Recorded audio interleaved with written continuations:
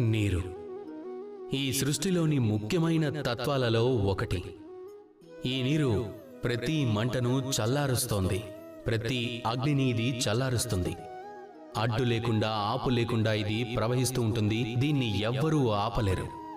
దీని మార్గంలో ఆటంకాన్ని కలిగించినా ఇది మార్గాన్ని వెతుక్కుంటుంది, లేదా స్వయంగా తన మార్గాన్ని తయారు చేసుకుంటుంది, కానీ ఆగిపోతూ. ఈ నీరు చాలా గొప్పది. అలాగే దీనికి ఒక గొప్ప గుణం కూడా ఉంది. అదేంటంటే దీనికంటూ ఎలాంటి రంగు లేదు. కానీ ఇది మేఘం నుంచి వర్షంలో మారి నేల మీద పడినప్పుడు మొత్తం ప్రపంచాన్ని ఇది రంగులమయం చేస్తుంది. ఎక్కడ ఎండిపోయిందో అక్కడ పచ్చదనాన్ని నింపేస్తుంది. ఎక్కడ పచ్చదనం ఉందో అక్కడ రకరకాల రంగురంగుల పుష్పాలను సృష్టిస్తూ ఉంటుంది. ఇది నీరు.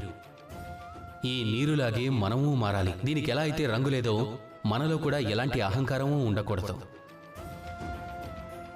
కేవలం కర్మ అనే ఈ ధారలో ప్రవహిస్తూ సాగిపోండి. ఈ ప్రపంచానికి మేలు చేస్తూ వెళ్ళండి, మంచి పనులు చేస్తూ ఉండండి.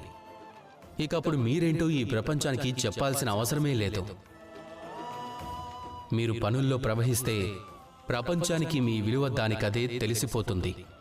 ఇకప్పుడు ఈ మనసు సంతోషంతో చెప్తుంది, రాధాకృష్ణ.